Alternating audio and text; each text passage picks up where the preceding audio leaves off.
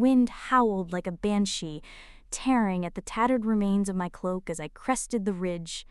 Below, nestled in the unforgiving embrace of the jagged peaks, lay the village of Whisperwind. Stone houses clung precariously to the mountainside, their windows like vacant eyes staring out at a world that had forgotten them. Forgotten me, too, perhaps.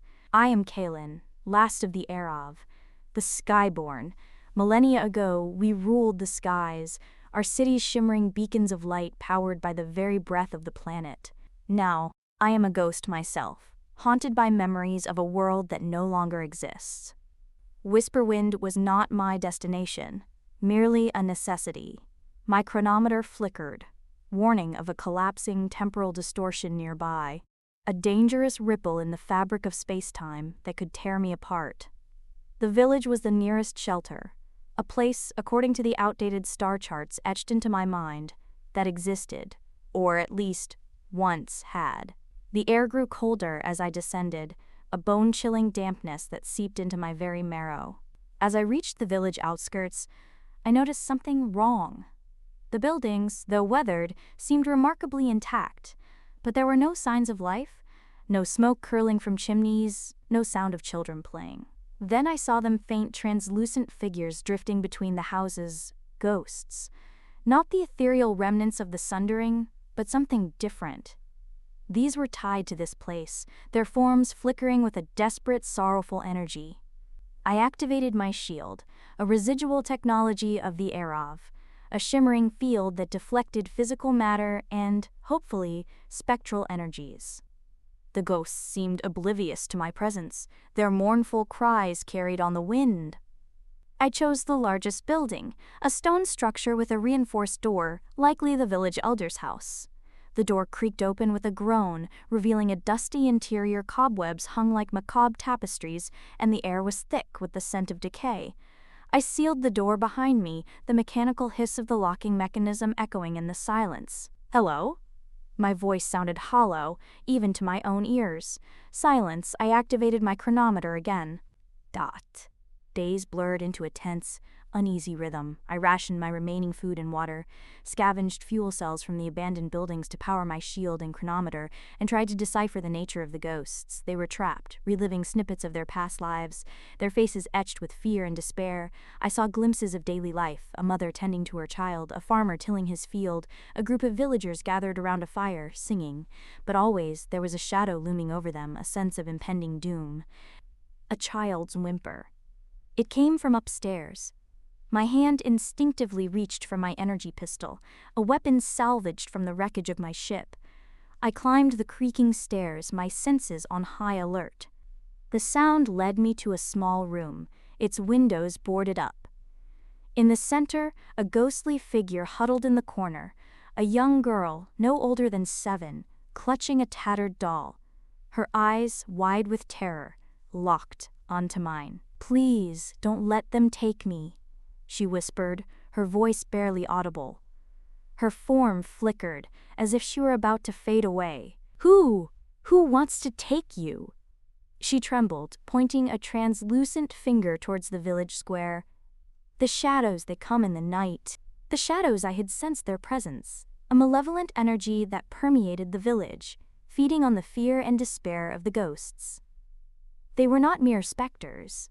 They were something more, something ancient and powerful. Over the next few days, I learned more about the village's history from the girl, whose name was Alara. She remembered a time before the shadows, when Whisperwind was a thriving community. A plague, they called it, but it was more than just a disease. It twisted their minds, turned them against each other, and left them vulnerable to the shadows. The temporal distortion continued to intensify, and I realized that it was connected to the shadows. They were feeding on the distortion's energy, growing stronger, more tangible. I had to stop them, not just for Alara and the other ghosts, but for myself. If the distortion collapsed, I would be trapped here, at the mercy of the shadows. I devised a plan.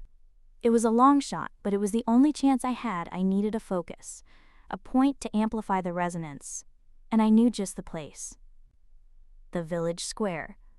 It was the heart of Whisperwind, the place where the shadow's power was strongest. I gathered what remained of my energy cells, calibrated my chronometer to pinpoint the precise frequency, and prepared for the confrontation. Night fell, and the shadows emerged from the darkness.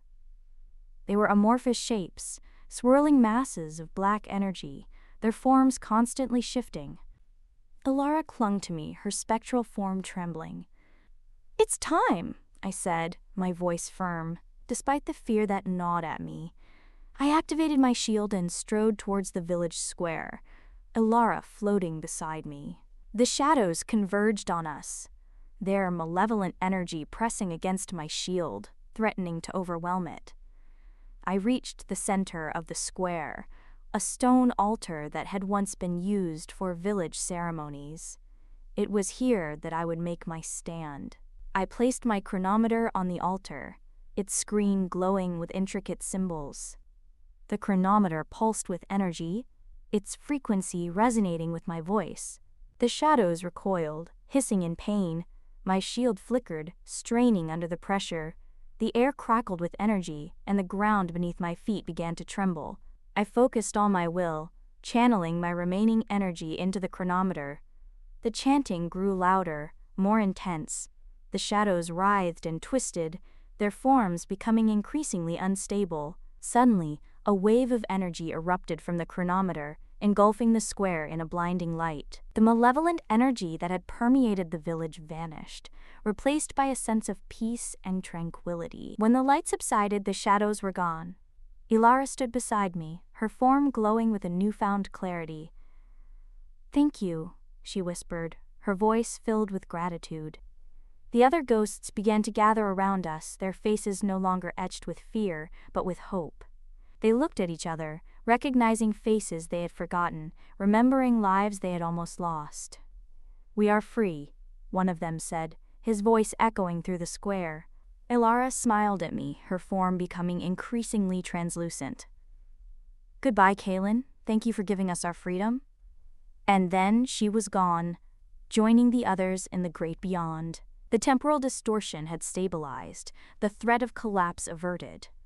But I knew that my journey was far from over. I was still the last of the Arav, still haunted by the memories of a lost world.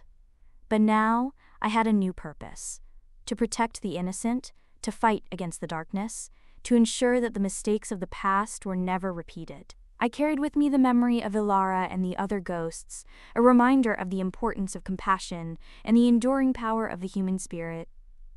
I walked into the unknown, ready to face whatever challenges lay ahead, knowing that I was not alone. I carried the spirits of Whisperwind with me, guiding me on my path. Years turned into decades. I traveled across barren landscapes, ancient ruins, and thriving cities, always searching for signs of my people, for any clue that I was not truly alone. I became known as the Ghost Walker, a solitary figure who appeared and disappeared like the wind, always helping those in need, always fighting against the encroaching darkness. It was etched into a crumbling wall, almost hidden beneath layers of grime and graffiti. The Arav symbol.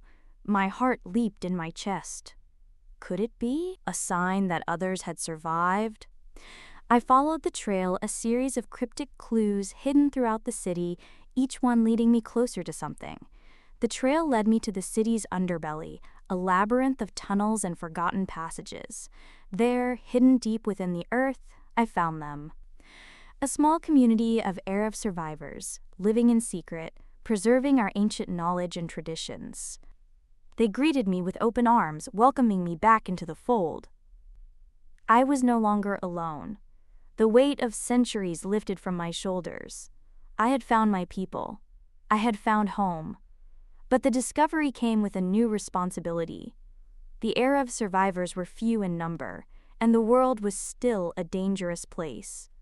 We had to rebuild, to protect ourselves, to ensure the survival of our species. Our first task was to find a new home, a place where we could live in peace and security.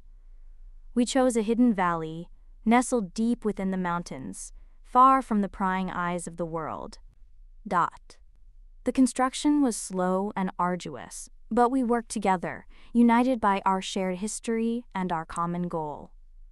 We used our knowledge of ancient technology to create sustainable energy sources, to build advanced defenses, and to create a thriving community.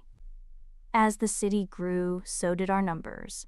We welcomed refugees from all walks of life, offering them shelter and protection. We taught them our ways, sharing our knowledge and wisdom. The city became a melting pot of cultures, a symbol of unity and cooperation. Word of our existence eventually reached the ears of a powerful warlord, a ruthless tyrant who sought to conquer the entire world. He saw us as a threat to his power and sent his armies to destroy us. We prepared for war, knowing that our survival depended on our ability to defend ourselves.